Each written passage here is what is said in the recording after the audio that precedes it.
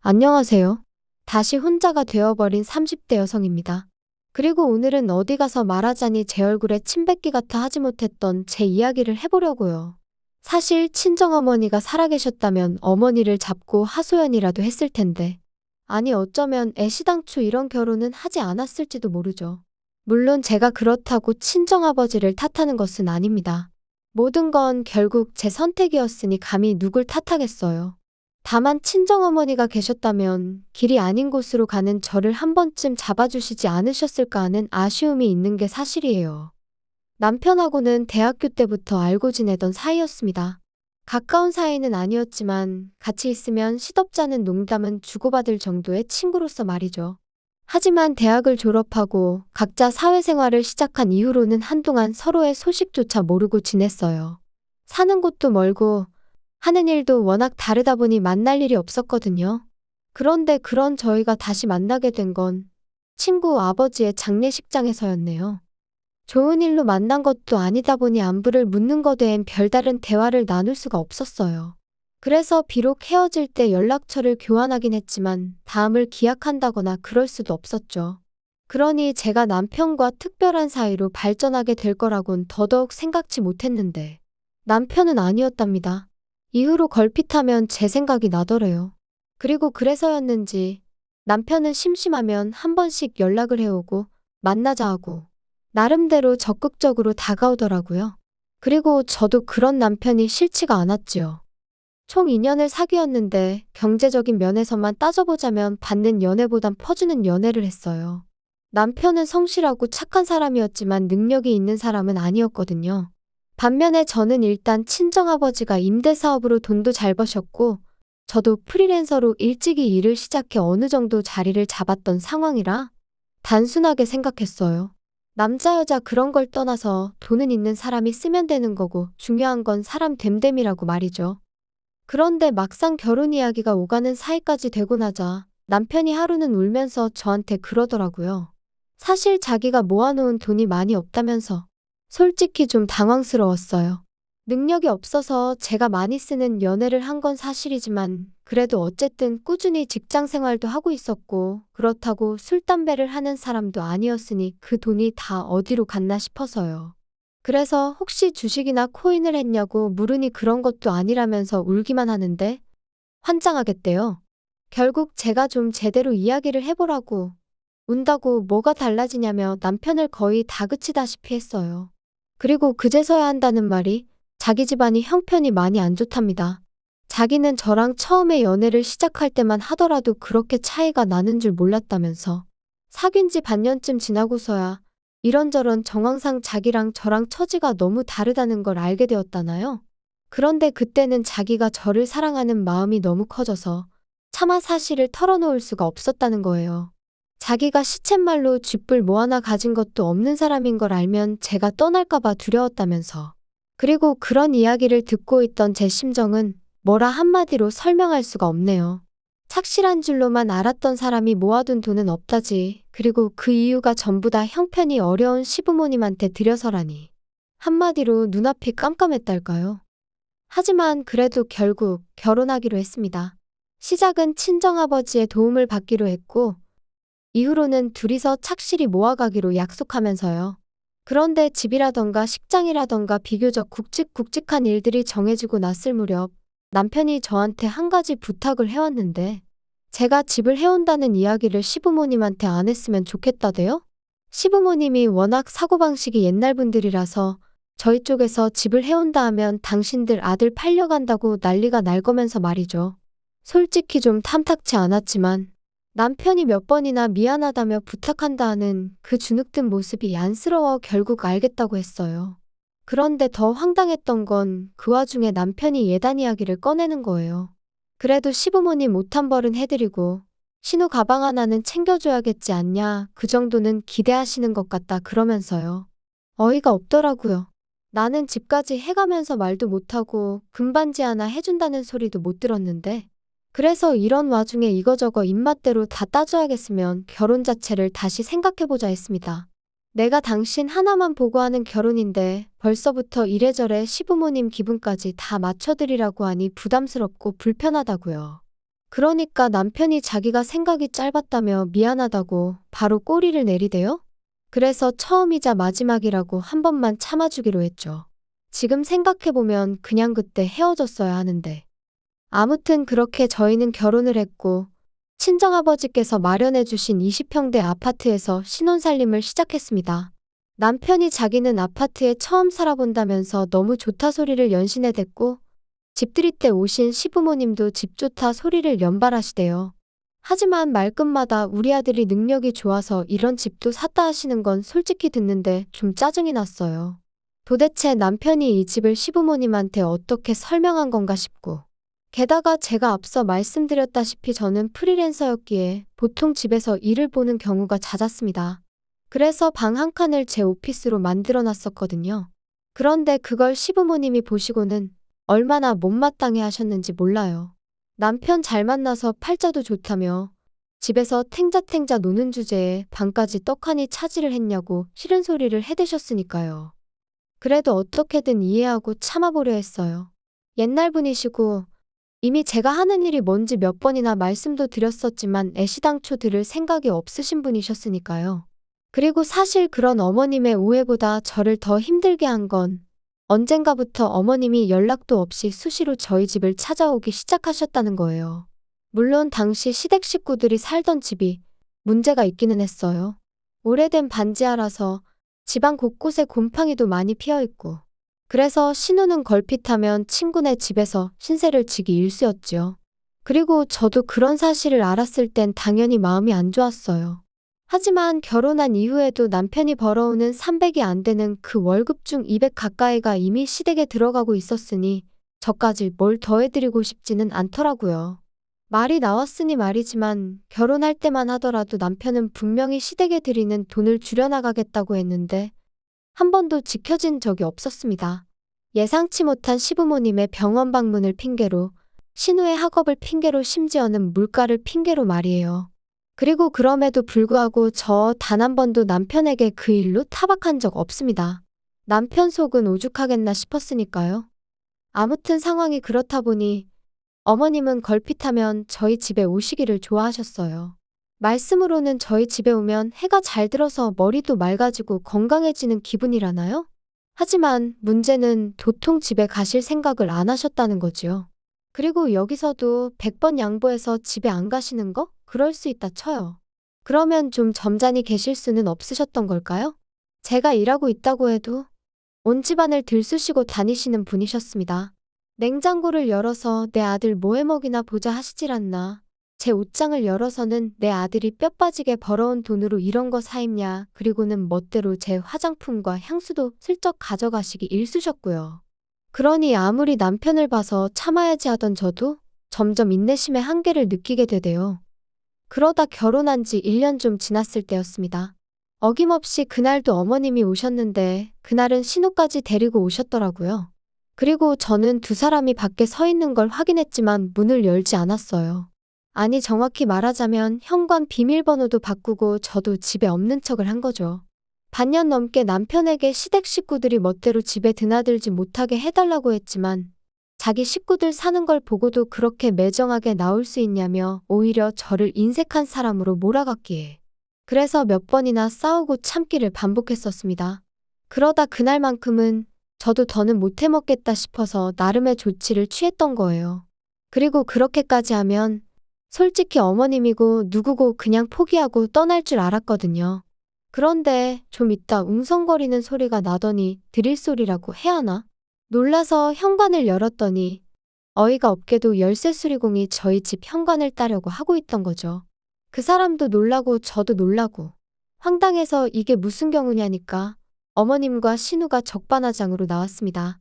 집에 있으면서 문도 안 열고 어떻게 시댁 식구들을 문전박대하느냐면서 그리고는 제 어깨를 밀치고 그냥 집 안으로 밀고 들어오더라고요.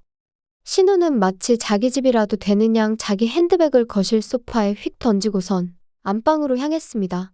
그래서 제가 안방을 막아서고는 아가씨가 저희 안방에 무슨 볼 일이 있어서 여길 또 들어가려고 해요. 안 돼요. 구경 좀 하는 건데 뭘 안 된대. 비켜요. 구경만 한다니까? 내가 보여주기 싫다는데 왜 그래요? 어머 웃긴다. 언니 혹시 안방에 뭐 숨겨놨어요? 남자라도 숨겨놨나? 혹시 그래서 현관도 안 열어준 거 아니야? 말이라고 하면 단 줄 알아요? 모 눈엔 뭐만 보인다더니. 지금 말 다 했어? 비켜봐 그럼 내가 내 눈으로 보게. 너는 애가 지 오빠 방 좀 본다는데 왜 난리냐? 너 정말 수상하다. 비켜봐. 여기가 왜 오빠 방이에요? 저희 안방이지. 얘가 진짜 왜 이래? 야, 여기 이 집이 내 아들 집인데 네가 뭔데 된다 안 된다야? 남편 잘 만나서 집구석에서 놀고 먹는 주제에 그러면 시부모한테 고마운 줄을 알아야지. 너는 네 애미가 없으니까 그런 기본적인 것도 모르냐? 지금 그걸 말이라고 하셨어요? 그러면 신우는 어머님이 있어서 저 따위로 컸어요? 그리고 어머님 자꾸 말끝마다 내 아들 집 내 아들 집 하시는데 여기 제 집이에요. 쟤 뭐라니? 웃기고 앉아있네? 여기가 왜 네 집이야? 네가 뭐가 있어가지고? 어머님이 그 잘났다고 물고 빨고 하는 아들은 돈 300 벌어서 어머님 아버님 그리고 아가씨한테 다 갖다 바치고 여기선 저한테 빌부터 산다고요. 아시겠어요? 저랑 결혼할 때 돈 1,000만 원 모은 것도 없어서 미안하다고 울고 짜고 그런 건 아세요? 정말이지 아들 등골 빨아먹고 사는 게 누군데? 그리고 그때였습니다. 벼랑간 짝 소리와 함께 눈앞이 깜깜해지더니 이내 제 볼이 뜨거워지는 게 느껴졌어요. 네, 말 그대로 어머님한테 싸대기를 맞은 거죠. 그리고 어머님은 그걸로는 부족하셨는지 저더러 온갖 쌍욕을 퍼부으시면서 애미도 없는 걸, 당신 성에도 안 차는 걸 눈 딱 감고 며느리로 받아줬더니 은혜를 원수로 갚는다며 악을 써대시더군요. 그리고 그땐 저라고 눈에 뵈는 게 있었겠어요? 바로 경찰에 전화하고 친정아버지한테 전화했습니다. 그나마 상황 파악을 한 신우가 어머님과 저를 말리면서 그제서야 어떻게든 중재를 해보려 드는 것 같았지만 마음 같아선 그런 신우 머리채도 다 잡아뜯어놓고 싶었다니까요. 그리고 얼마 지나지 않아 경찰도 오고 친정아버지도 오시고 남편도 오고 제가 폭행으로 어머님을 신고하려 하자 경찰은 경찰대로 난감해하고 아무튼 아버지가 일단은 얘기부터 하자셔서 경찰만 돌려보냈어요. 그리고 저는 더는 이렇게는 못 산다고 남편더러 이혼하자 했습니다. 그리고 그런 제 앞에서 꼼짝도 못하는 남편을 보고서야 어머님도 신우도 제가 한 말이 괜한 소리가 아니라는 걸 깨달은 듯하대요.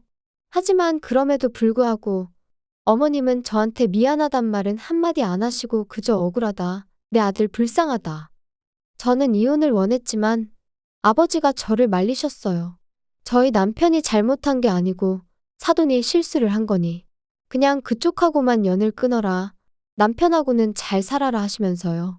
그리고 남편에게는 다시는 이런 일이 없어야 할 거라며 처음이자 마지막으로 경고를 남기시대요.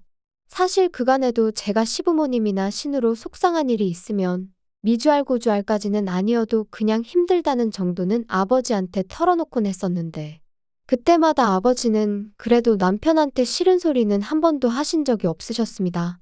장인이 사위한테 자꾸 싫은 소리 해봤자 저희 결혼 생활에 좋을 것도 없고 나중에 결정적일 때는 당신 말이 별로 효과가 없을 거라면서 말이에요. 그런데 그런 아버지께서 남편더러 조심하란 말씀을 하셨다는 건 정말 벼르고 계시단 뜻이었는데 멍청한 제 남편은 그걸 그렇게 알아듣질 못했던 모양입니다. 남편은 저에게 시부모님과는 왕래하지 않아도 좋다 했고 저는 그 말을 철석같이 믿었습니다. 그래서 남편과 결혼 생활을 이어가기로 했고요. 그런데 그 일이 있고 몇 달 뒤 아버님이 돌아가셨어요. 하루아침에 심장마비로 말이에요. 그리고 황망한 아버님의 죽음 앞에 그때만큼은 어머님에 대한 미움이고 뭐고 그런 개인적인 감정을 떠나 제 할 도리는 해야겠다 싶대요. 게다가 아버님이 돌아가시기 직전 신우는 신우대로 사귀는 남자랑 동거를 하기로 했다며 집을 나간 상황이었거든요. 그래서 어쩔 수 없이 자의반 타의반 어머님과의 왕래가 다시 시작되었습니다. 그런데 왜 사람은 하나를 주면 그 하나에 고마워하질 못하고 2개를 3개를 바라는 건지. 얼마나 살가운 만남은 아니었지만 한 달에 한 번 정도 만나 밥 먹고 이따금 통화 정도는 하는 정도였어요. 어머님은 아버님이 돌아가신 이후로 외롭다는 말을 입에 달고 사셨지만 그 외로움은 제가 채워드릴 수 있는 것이 아니었고 막말로 자식이 없으신 분도 아니고 남편 있지 신우 있지. 제가 굳이 나서야 할 이유가 없었죠. 그런데 그렇게 지내기를 반년쯤 지났을까? 하루는 친정아버지한테 전화가 걸려왔습니다. 눈앞이 침침하면서 사물이 2개 3개로 보인다고 뭔가 이상하다 하시면서 말이에요. 그리고 그렇게 아버지를 모시고 간 병원에서 저는 생각지도 못한 이야기를 듣게 되었습니다. 건강하신 줄로만 알았던 저희 아버지께서 뇌졸중 초기 증상을 보이고 계셨다는 걸요. 그래도 다행히 의사 말로는 워낙 초기라서 약만 잘 챙겨 드셔도 어느 정도 다스려질 거라 했지만 여러 가지로 마음이 심란하더라고요. 그래서 그날 이후로 일주일에 두세 번 친정을 다녀오곤 했어요. 막말로 혼자 지내시다가 쓰러지시기라도 하면 그러다 발견이라도 늦어지면 어쩌나 싶어서. 그런데 이 일로 남편이 저한테 무척이나 서운해할 줄은 생각지도 못했네요. 남편은 제가 어머님은 안중에도 없는 거냐며 섭섭하다 했습니다. 어이가 없어서 그럼 당신이 들여다보라니까. 자기는 회사에 묶인 몸인데 어떻게 그러냐면서요. 그리고는 어머님이 불쌍하다는데. 그래 불쌍하시네 했습니다. 우리 아버지와 자식이라곤 나 하나뿐이지만 어머님은 당신도 있고 신우도 있는데 둘 다 나 몰라라니 참 불쌍하셔. 얄미워서 그러고 쏘아붙였지요. 그리고는 저도 남편에게 한마디 했어요. 장인어른이 아프다는데 당신이야말로 전화 한 통 드려봤냐 얼굴을 한번 뵈러 가봤냐. 그러니까 자기가 피곤해서 그런 거지. 뭐 걱정을 안 하는 게 아니라나요? 말을 하면 할수록 짜증이 나서 그러니까 당신은 어머님한테 잘하고 나는 내 아버지한테 잘하면 되는 거라고 서로 이래라 저래라 간섭하지 말자 했어요. 그랬더니 저더러 정없네. 못됐네. 그래도 그쯤 했으면 저는 솔직히 남편이 알아들었을 줄 알았습니다. 그리고는 적어도 저를 더는 자극하지 않을 줄 알았지요. 그런데 웬걸요 그날도 아버지를 뵈러 집에 다녀왔는데 현관에 큰 캐리어가 2개 세워져 있고 집안에서 음식 냄새가 진동을 하는 거예요. 그래서 이게 무슨 일인가 하고 보니 어머님이 와 계셨습니다. 그리고는 남편이 선수치듯 어머님이 너무 외로워하셔서 이러다 어머님 어떻게 되시는 거 아닌가 싶어서 자기가 억지로 모시고 왔다나요? 어이가 없어서 남편을 쳐다보고만 있었어요. 그런데 이번엔 어머님이 저더러 근데 너는 남편 밥도 안 차려주고 이 시간에 어디서 오는 거냐며 또 친정이냐? 그러시더니 이제 당신이 여기 있는 동안엔 그렇게 친정 드나들지 말랍니다. 그리고는 정말이지. 네 애비도 어지간하다. 겉딸을 시집을 보냈으면 남편한테 잘해라. 시부모한테 잘해라 해야지. 어째서 하루가 멀다 하고 드나들게 만든다니? 아버지가 부르셔서 가는 거 아니고 제가 가고 싶어서 가는 거예요. 너는 내가 혼자 있어서 외롭다 할 때는 코빼기도 안 비추더니 참 대단한 효녀다 효녀야. 그건 저한테 하소연하실 게 아니라 어머님 아들하고 딸한테 하셔야죠.